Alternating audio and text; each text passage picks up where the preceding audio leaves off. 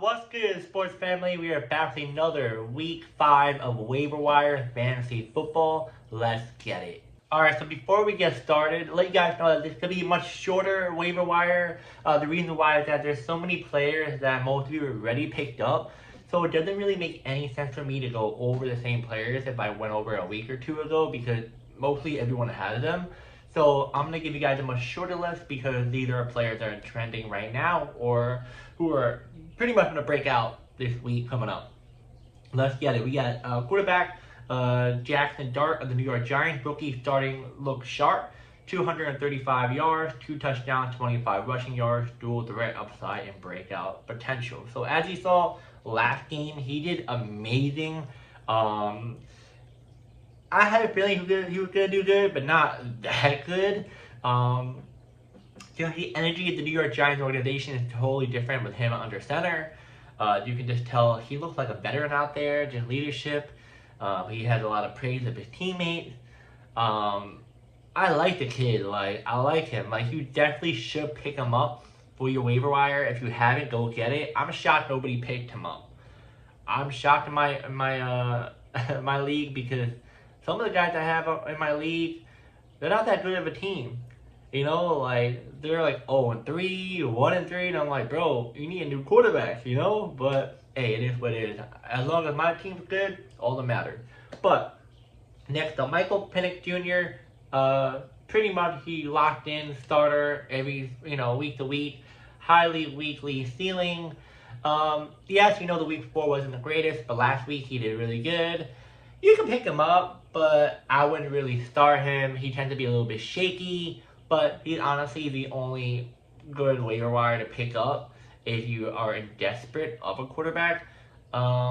He's much better than Bryce Young. I'll say that. But I'll only use him if you're going to be versing a really bad team or a team that knows they're just really not good on defense like that. But I would just say he's the only waiver wire I can think of you adding.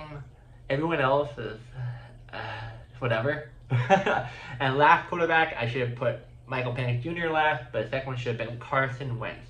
Now starting for the Vikings, showing strong chemistry with Justin Jefferson, great streaming options. Right now, JJ McCarthy is still out. Looks like it'll be another week or two if I'm correct on that, maybe even 4 weeks. So definitely start Carson Wentz. And again, Carson Wentz is on a lot of people's waiver wire. I'm shocked nobody picked him up. But he went off last week. He had 30-something in my league. Nobody picked him up for him. And, yeah, I feel like Carson Wentz and Jack Start is just, I don't know. It's strange, bro. People got to pick him up, man. Now, as for running backs, I don't really have any right now. I mean, there's a couple of backups. But there's really no other players you should go after because I've gone over a lot of players the last 2 or 3 weeks. And it's just, if you can find a running back that's more of a second or third stringer that's pretty much going to be using a lot of the carries and all, once in the blue here and there, go get them, but just bench them. I have a few of them I could suggest to you, but it's like a hit or a miss. And there's really no point to really suggest you a running back at the moment because it's really nothing's going on right now for waiver wire for running backs. Now let's go on to wide receivers. We have a few wide receivers. Right now, I would say go for Darius Slayton. The reason why is that, as you know, Malik Neighbors is out for the rest of the season. So the Giants need to lead on a wide receiver.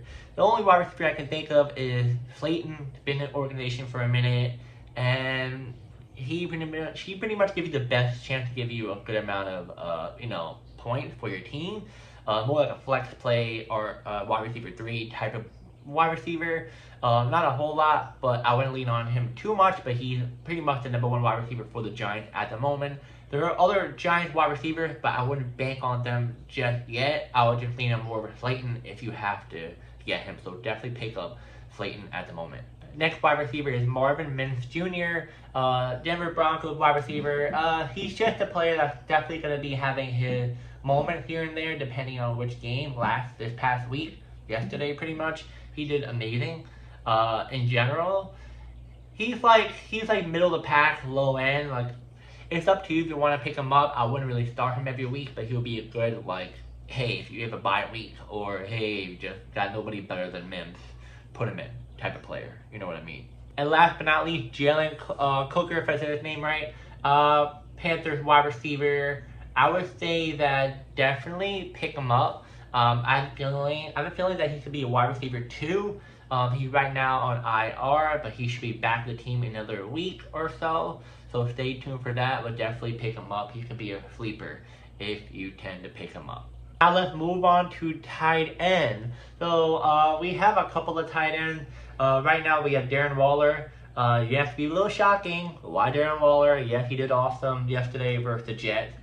People are like, well, what if he doesn't? Well, just know this. Tyreek Hill is going to be out for the rest of the season, more likely. And Jalen Waddle is the number 1 wide receiver. Number 2 wide receiver is kind of a little bit shaky. So look for the Miami Dolphins. Look for Darren Waller much more. So definitely pick up waiver wire for Darren Waller. As for the other tight end, I would say Mason Taylor. If you know Jason Taylor, former NFL player, played for Miami Dolphins for many years, and 1 year for the New York Jets. His son, Mason Taylor, is a tight end for the Jets. Look for him to get more catches. It looked like he had a little bit of chemistry going on with the quarterback. Look for him to get more involved with the offense, and he'll be somewhat of a good pickup if you're in need of a tight end. And then, last but not least, Theo Johnson. Yes, people are like, wait, why Theo Johnson? He's on the Giants. Like, well, the reason why is that Malik Neighbors, again, out for the season. So look for Jackson Dart to try and aim for Theo Johnson. As pretty much they don't have anyone really to catch the ball. So look for Jackson Dart to maybe have a chemistry with Theo Johnson much more than before. Alright, let's move on to kickers. I only have a few, but I'm going to say this. Carlos Santos, yes, they're not playing this week, but I would definitely pick him up because it looks like the Bears have better chemistry on offense, and look for him to get more points on the board when it comes to kicking. Not this week, but the week after, I would say definitely pick him up anyway. As for Tyler Bass, look for Tyler Bass. Yes, again, he's on IR, but he is a kicker that you should pick up because next week he'll more likely start. So look for him to fill in and back into his position as a kicker. So get rid of the other kickers if that's the case after this week.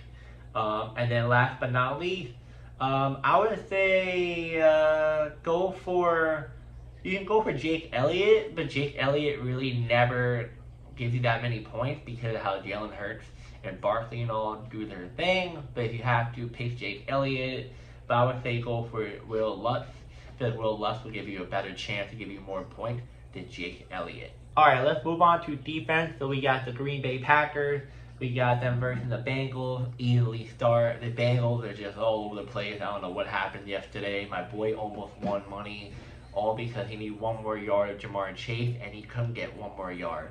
And it's only 25 yards. He ended up getting 24. But definitely definitely pick up the Packers defense, which I think everyone has. But whatever, just in case, we have a lot of defense in fantasy, so you never know. People don't really have them. Get the Colts defense. Honestly, the Colts defense has been pretty underrated, I would say. I feel like a lot of people were talking pretty badly about the Colts. But they're going to be versing the Raiders. It's pretty simple. The Raiders, honestly, are a little bit of a mess too, but I feel like not as bad as the Bengals. They have a better stable surroundings, I want to say. But I feel like you definitely should start the Colts because the Raiders are a little bit of a shaky moment. They need to start Genty for real more. You saw how well he did last week. Ooh, that man went off. Definitely, they need to.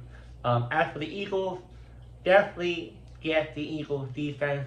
You guys saw them last couple of weeks. They've been amazing. And yes, you're going to say, why start them over the Denver Broncos? I just have a confidence in them. I've been pretty much starting them, I think, every week, besides maybe 1 week, if I'm correct on that. And they've been amazing. And they did really good versus the Rams offense. So maybe they'll do better, even better versus the Broncos. I mean, Broncos a little bit better than the Rams offense. But I would say definitely pick up the Eagles defense, even though they're versus the Broncos. And yeah, guys, that is the fantasy football waiver wire for week 5. Yeah, like I said earlier, really wasn't a whole lot of fantasy football waiver wire available this week. I could suggest you some other players, but it just would pretty much be pointless to suggest to you, because those players are really not gonna start for your team, or if they do, it's like little to no point. And on top of that, they're gonna be on the bench.